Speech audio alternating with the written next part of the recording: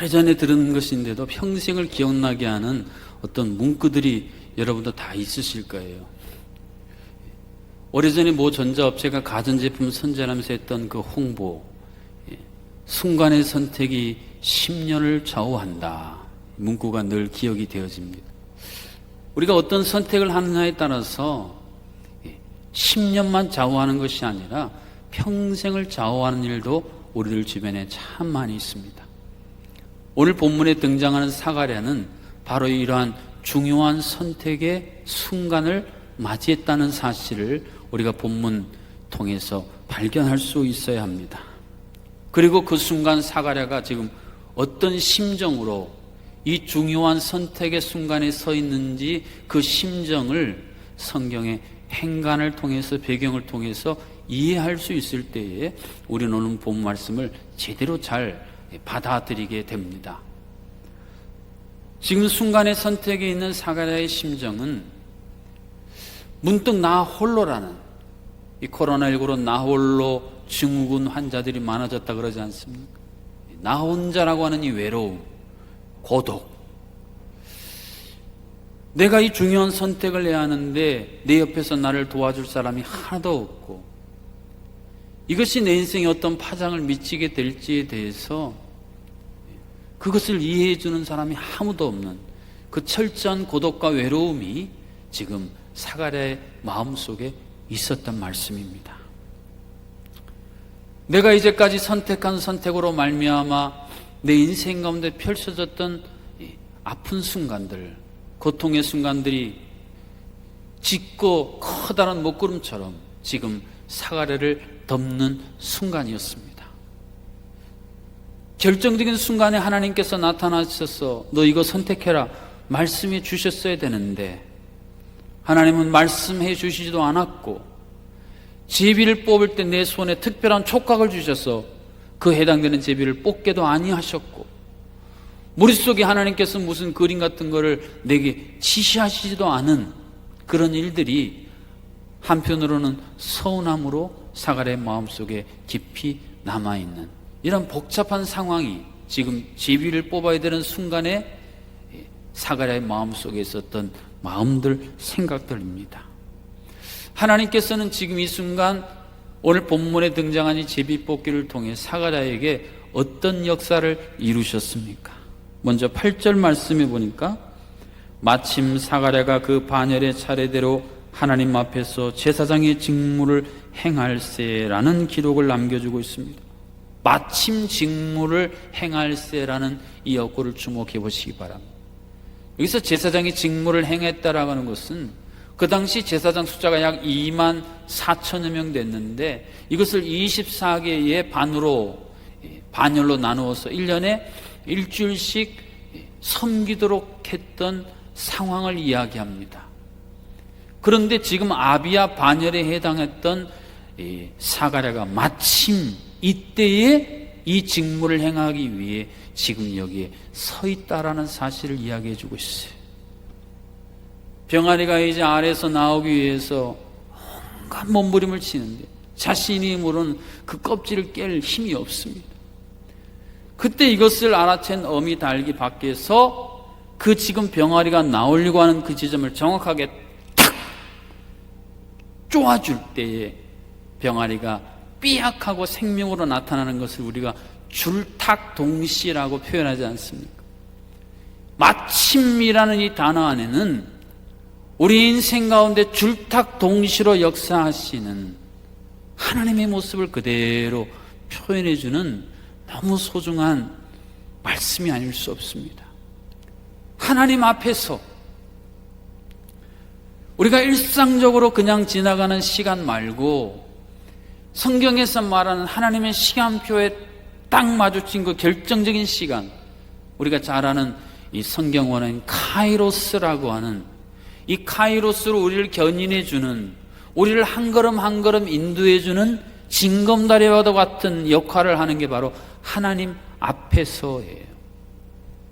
지금 하나님은 사가랴를 마침 이 순간 하나님 앞에 서게 하셨습니다. 하나님이 나를 사랑하신다는 것을 우리가 확신하고 나는 그 하나님의 사랑 앞에 서 있다. 그러면 하나님께서도 우리 인생 가운데 결정적인 하나님의 카이로스의 제비를 뽑게 하는 역사를 지금도 이루실 줄로 믿습니다.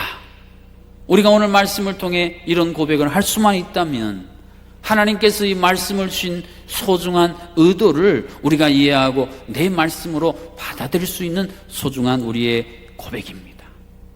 이어지는 구절에 보면 이런 사실을 또 이렇게 설명합니다. 제사장의 전례를 따라 제비를 뽑아 주의 성전에 들어가 분향했다라는 말씀입니다. 여기서 전례를 따랐다는 것은 제사장들이 전통적으로 행해왔던 모습을 이야기해요. 수많은 오랜 시간 동안 소위 말해서 전통으로 내려져 왔던 바로 그 일이었습니다. 오늘이 종교개혁주일인데 하나님께서 개혁의 놀라운 역사를 언제 어떤 바탕에서 이루셨는가? 전통이라는 바탕을 통해서 이루셨어요. 그래서 이 전통과 개혁이라는 이 두 단어는 이 기차의 두 바퀴처럼 하나님께서 역사를 운행하셨던 대단히 중요한 도구였습니다. 너무 전통만을 고수해서도 안 되고 전통을 배제한 개혁만을 주장해서도 안 되는 이유가 여기에 있습니다. 하나님께서는 지금 제사장들이 그리고 세례 요한의 아버지인 사가랴가 전통적으로 행해왔던 이 토대, 이 사건의 바탕 위에 마치 숨은 그림 찾기처럼 숨겨놓으신 놀라운 개혁의 청사진을 담아두셨어요. 세례 요한을 통해 신약에 예수님이 다시 오실 위대한 길을 여셨던 그 새로운 개혁의 역사를 하나님은 바로 전례대로 행하고 있는 이 일 가운데 숨겨두셨다는 거예요. 그래서 개혁교회에 속한 우리는 늘 하나님께서 우리의 전통 가운데 어떤 개혁의 숨은 그림을 숨겨 놓으셨는가를 볼 수 있어야만 합니다. 교회는 늘 개혁돼야 한다는 우리의 믿음의 선배들이 우리에게 남겨준 소중한 그것을 이루기 위해서라도 우리는 이 전례에 따라라는 이 말씀 안에 담겨있는 하나님의 또 다른 개혁의 밑그림을 볼 수 있어야 한다는 말씀입니다. 제비를 뽑았습니다. 그 수많은 제사장들이 다 이렇게 하나씩 뽑았는데 표시는 딱 한 군데 돼 있어요. 그 표시된 그 표를 뽑은 제사장이 성소의 깊은 곳에 있는 분향단에 나가 하나님을 향해서 분향할 수 있는 유일한 한 사람이었어요. 골프하시는 분들은 평생을 쳐도 홀인원이 한번 나올까 말까 한다 그러더라고요. 그 많은 제사장 중에 표시된 제비를 뽑을 수 있는 확률이 바로 그런 확률이었습니다. 그런데 지금 사가랴는 그 정말 어려운 평생 한번 올까 말까 그 기회에 제비를 뽑았다는 말씀입니다.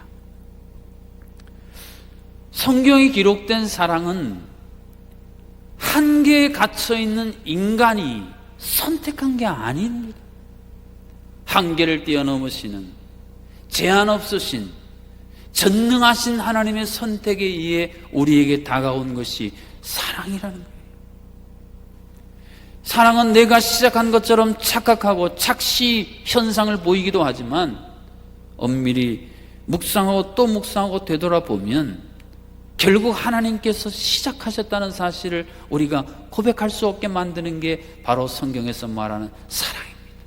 종제기 종지 같은 지극히 작은 내 손 안에 있는 것이 아니라 그 종제기 종지에 비하면 큰 항아리 같은 하나님의 손 안에 있는 것이 바로 우리를 향한 하나님의 사랑입니다.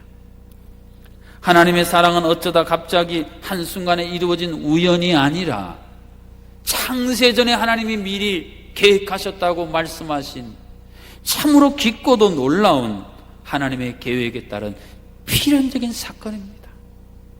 진화론에서 말한 것처럼 우연히 아메바가 점점점 진화하여 인간이 됐다는 이런 우연이 아니라는 것입니다. 하나님께서 우리를 사랑하셔서 인간을 위해 모든 것을 풀 세트로 다 준비하시고 우리를 창조하신 그 사랑 싫다고 튕겨져 나간 인간, 그들에게 찾아오셔서 독생자의 핏값으로 다시 우리를 사신 이 사랑, 이 놀랍고 이 계획의 섭리에 따른 필연적인 사건이 하나님께서 우리에게 주시는 사랑이라는 놀라운 사실.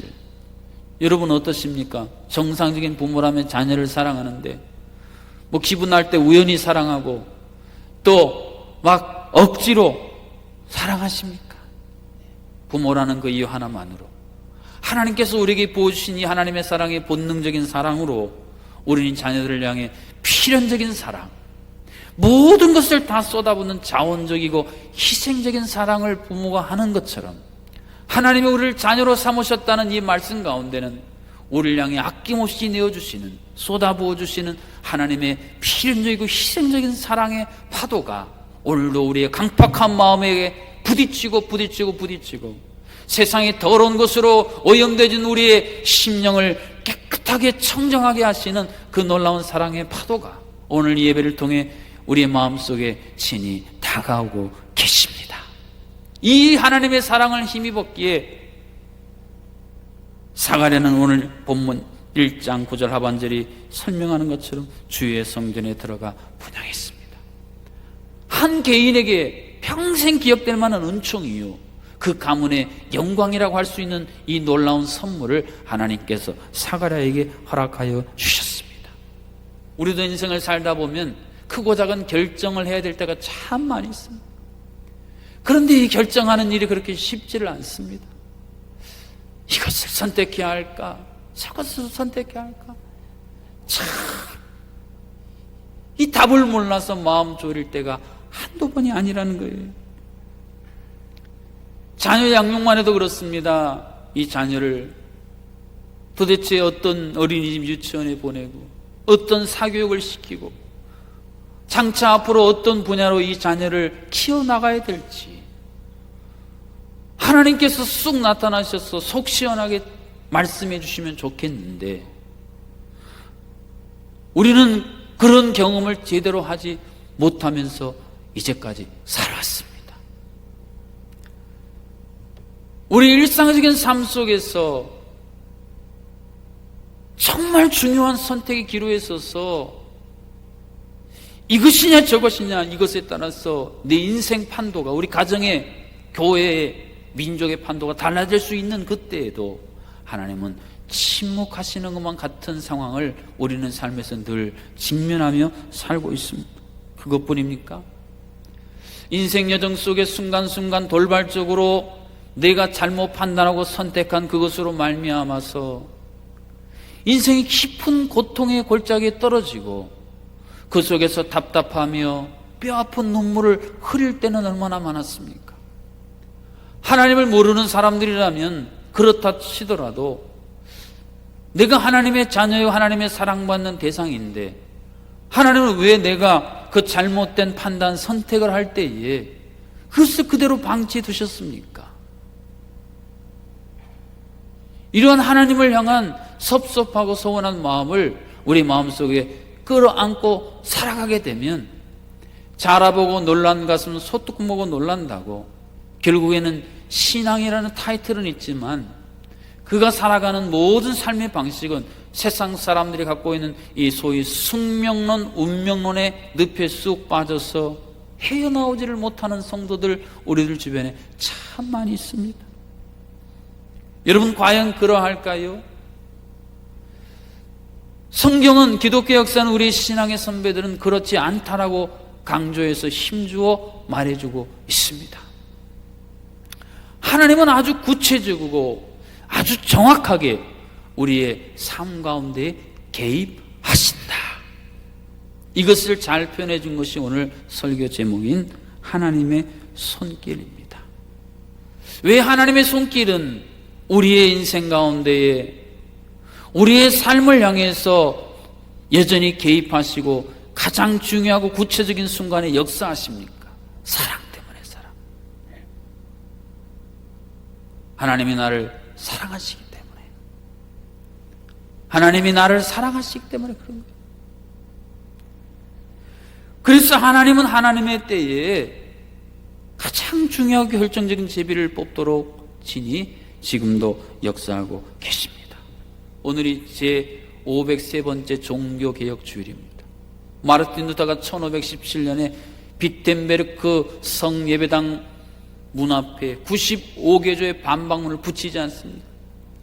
그때 루터가 어떤 기대를 하고 그걸 부척했어요. 야, 이제 내가 이 면죄부로 말미암아 타락한 이 중세대에 95개나 되는 너무나 정확한 조문을 조목조목 붙였으니까 위로 교황으로부터 사제들, 이 중세의 많은 성도들이 회개하고 하나님을 향한 온전한 믿음으로 돌아오겠지. 여러분, 이런 기대 안 했겠어요? 그런데 실상은 어땠습니까? 도리어 그로 말미암아 그는 파문당해. 그래서 그가 결국 어디에 서게 됩니까? 보름스라는 그 당시 제후들로 이루어진 이 제국의회 앞에 서게 되지 않습니까? 아니, 하나님께서 나를 사랑하시고 이 교회를 사랑하신다면 그때 95개조 반박문 붙였을 때에 새로운 변화와 역사를 주셨어야 옳지 않습니까? 하나님은 그렇게 하시지 않으셨어요. 루터가 그 보름수 제국의회에서 했던 유명한 말을 우리는 기억하고 있습니다. 주여, 내가 여기 섰나이다. 나를 도우소서. 사실은 이 고백 안에는 어떤 고백이 숨겨져 있는지 아십니까? 하나님, 저 절대 권력을 가진 교황, 그 앞에 나는 아무것도 아닙니다. 지금 교황의 사주를 받아서 나를 단칼에 베어버리기 위해 노리고 있는 저 황제와 저 제후들, 날카로운 이빨을 드러내며 나를 어떻게 해서든지 물고 늘어지려는 저 사제들, 그들 앞에서 내가 할 수 있는 건 아무것도 없습니다. 어마어마한 전통의 압력으로 나를 짓눌러 개혁의 개자조차 내지 못하도록 만들고 있는 이 현실 앞에서 하나님, 나는 아무것도 아니군요. 사실은 루터의 참담한 마음이 이 고백 안에 담겨져 있다는 것을 우리는 그 역사의 현장에 있었다면 알 수 있을 법한 고백이에요. 그러나 루터는 그가 고백했던 것처럼 믿음이 있었어요. 어떤 믿음이 있었습니까? 이런 절박하고 이러한 사면초가 풍전등화 같은 위기의 순간이지만 하나님의 손길이 이 상황 속에 뻗쳐지고 하나님의 손길이 여기 개입하면 이 어마무시한 전통 가운데 하나님은 놀라운 개혁의 역사를 이룰 줄로 내가 믿습니다. 이 고백이 있어요. 이 루터가 보름수회에서 회의했던 그 건물들은 2차 세계대전 때 다 파괴되고요. 지금 가면은 이 루터의 발자국 2개가 남아있대요. 그래서 거기를 흐스스지는 관광객들이 그 발자국에 자신 발을 넣고 기념사진을 찍는다 합니다. 하나님, 내가 여기 섰습니다. 나를 도와주십시오. 하나님은 왜 내 인생 가운데서 하나님의 손길을 나에게 뻗쳐서 나를 좀 도와주시고 내 삶을 좀 변화시켜 주시지 않고 내 손길을 무시하시고 외면하시고 나를 홀대하시는가? 우리가 하나님을 향해 이런 마음을 계속 품고 살아간다면 그것은 결국 하나님의 손길이 우리 인생 가운데 행하실 놀라운 일을 가로막는 엄청난 담벼락, 걸림돌이 될 수밖에 없습니다. 말씀을 묵상하다가 이 손에 대한 2가지 의미를 가진 단어를 계속 생각해 봤어요. 그 중에 하나가 자충수라는 단어였습니다. 자충수는 바둑을 좋아하시는 분은 대번 이해가 되는 말이에요. 자신을 이롭게 하려고 했던 것이 도리어 부메랑으로 돌아와서 해가 되게 만드는 어떤 말이나 행동을 할 때 우리가 자충수라고 이야기합니다. 제 인생을 돌아보도 제가 자충수를 둔 적이 참 많이 있더라고요. 그런데 내가 두었던 자충수 가운데 하나님의 손길이 개입하는 순간 자충수가 새롭게 해석되는 일들을 저는 많이 경험했습니다. 하나님께서 주신 새로운 해석은 이거예요. 자유롭게 하기에 충분한 하나님의 한 수. 자충수를 둬서 내가 얽어매어지고 억압받고 어떤 것 생각 갇혀 살 수밖에 없는데, 하나님은 도리어 내가 둔 그 자충수를 변화시켜 주시고 전환시켜 주셔서 나를 거기서 자유하게 하시고, 그런 말미암아 하나님이 주시는 새로운 놀라운 은혜와 평강으로 이끌어 주셨던 그 하나님의 손길, 그런 말미암아 자충수에 대한 새로운 해석을 허락해 주셨어요. 또 하나가 있는데 악수예요. 악수. 여러분이 한자를 보면 우리가 일반적으로 하는 그런 악수가 아니에요. 역시 바둑이나 장기 때 하는 말이에요. 장기를 부렸어요. 상대방을 위험에 빠뜨리려고 장기 알을요 탁 뒀어요. 저는 청소년기 저희 아버님과 장기를 많이 뒀는데, 근데 내가 둔 그 수가요 외통수에 빠져서 결국 지게 만드는 그런 수를 악수라고 합니다. 그런데 하나님께서 인생 가운데 내가 뒀던 이 악수를 변화시켜 주셨어. 도리어 그로 말미암아 내가 전혀 상상치 못했던 새로운 개혁의 역사와 손잡는 악수로 변화시켜 주셨던 적이 많이 있었던 것을 제가 말씀을 준비하면서 바라볼 수 있게 됐어요. 루터가 여러분 그랬습니다. 비텐베르크의 95개조 반박문을 붙이고 나타난 결과 때문에, 야, 내가 자충수를 두어서 결국 파문당한 것은 아닌가 충분히 생각할 수 있는 그런 상황이었어요. 그런데 하나님은 그 일을 통해 그를 보름스 제국의회에 세우시지 않습니까?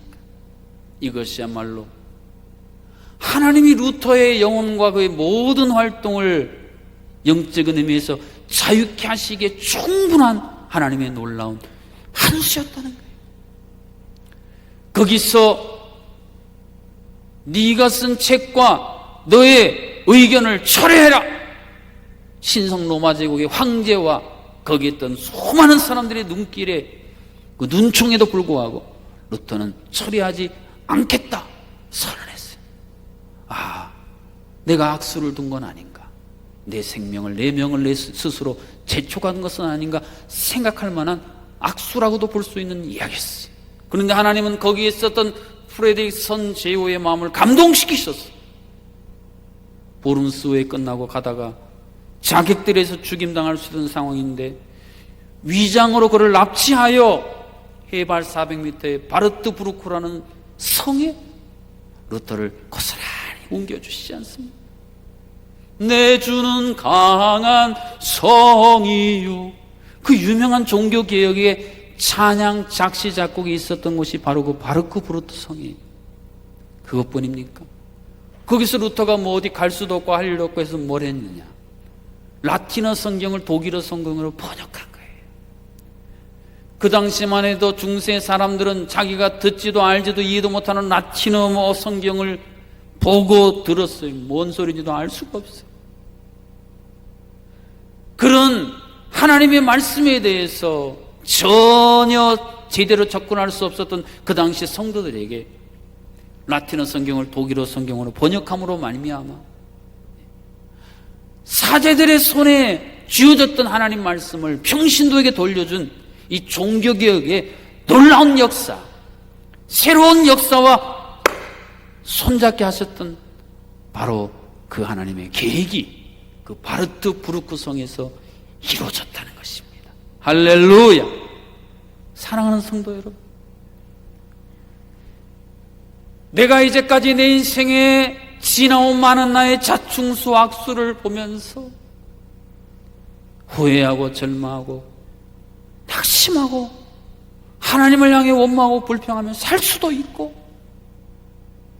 예수님이 십자가에서 두 손에 못 박히시고 피 흘려주심으로 말미암아 우리의 자충수를, 우리의 악수를 하나님의 위대한 새로운 역사로 전환시켰던 그 예수님의 두 손의 역사를 우리가 깨닫고 이해한다면, 당신들의 손으로 나를 구덩이에 던지고 당신들의 손으로 나를 인신매매시켜 팔았던 그 손, 당신들의 손으로 행한 그 악을 하나님은 선으로 바꾸사 오늘 같은 위대한 새 역사와 맞잡도록 하나님이 역사하셨습니다. 요셉의 고백이 가능할 수도 있다라는 것입니다. 종교개혁 주의를 맞이하여 오늘 하나님 우리에게 동일한 질문을 던지고 계십니다. 네 인생 가운데, 너의 가정 가운데, 너의 교회 가운데 하나님 도대체 내가 무엇을 선택해야 할지 모르는 이 순간에 왜 말씀해 주시지 않습니까? 왜 내가 잘못된 판단과 선택을 하도록 하나님은 수수방관만 하셨습니까? 그렇게 우리가 하나님을 향하여 묻고 질문하기 전에 성경에서 하나님이 분명히 약속하셨던 말씀, 나는 의로운 오른손으로 너를 평생 붙들 것이고 연약한 너를 내 손으로 붙들어 강건하게 할 것이고 너의 인생길 내가 이 손길로 친히 인도해 주시리라는 약속의 말씀을 내가 의지하고 붙들고 내 인생에 있었던 그 모든 손길들을 새롭게 재해석하며 살 것인지, 지나온 모든 세월들 돌아보아도 그 어느 것 하나 주의 손길 안 미친 것 전혀 없네. 하나님의 그 손길이 안 미친 것이 하나도 없습니다. 그렇게 고백하며 살 것인지 오늘 하나님은 우리의 심령 가운데 도전하고 계십니다.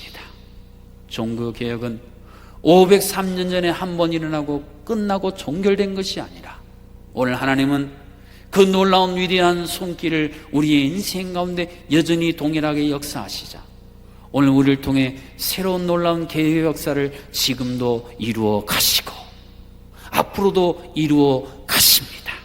이 하나님의 손길을 바라보시고 이 손길을 의지하여 하나님의 새 역사와 맞잡는 그러한 하나님의 귀중한 사역자들로 살아가실 수 있기를 주님의 이름으로 축복합니다.